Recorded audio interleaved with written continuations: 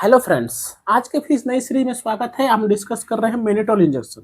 जैसे कि हम देख रहे हैं इसके नेचर जो ही ऑस्मोटिक डाययूरेटिक्स है। बोलने का मतलब इसका जो फार्मेकोलॉजी एक्शन जो होता है, फार्मेकोलॉजी जो एक्शन होता है वो काफी इनर्ट होता है। आपके रीनल ट्यूब्यूल के द्वारा रिएब्जॉर्प्शन कम होता है और बॉडी के अंदर जो द्वारा जो है मेटाबॉलिज्म बहुत ही स्लो होता है।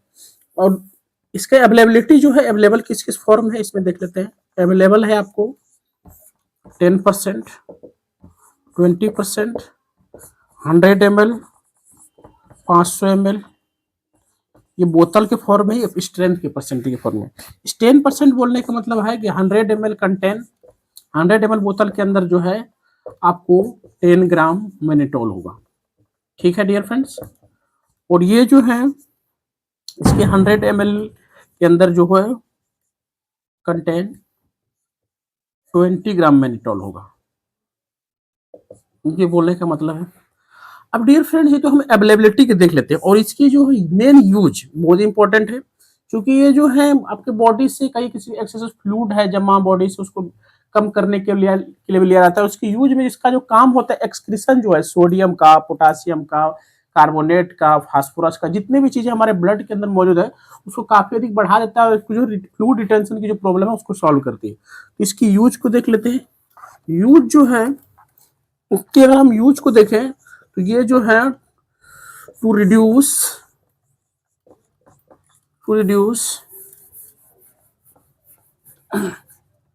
Intra cranial pressure during head injury. अगर हेड इंजुरी का इंट्राक्रेनियल प्रेशर उसको रिड्यूस करने के लिए intracranial pressure, head injury, tumour, head injury, tumour और किसी भी तरह की ब्रेन सर्जरी यानी कि क्रेनियोटोमी इस केस में।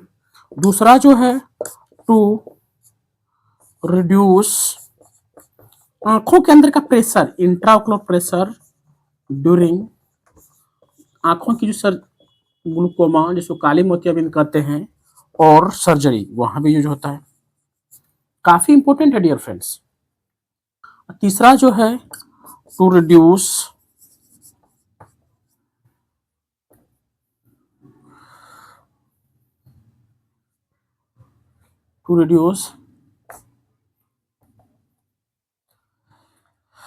पहले यूज जो है इंट्राक्रेनियल प्रेशर जो है ड्यूरिंग हेड इंजुरी, ट्यूमर और नेक्रोटोमी को मैनेज करता है। इंट्राओकुलर प्रेशर ग्लूकोमा में और सर्जरी में उसको मैनेज करता है। To reduce pressure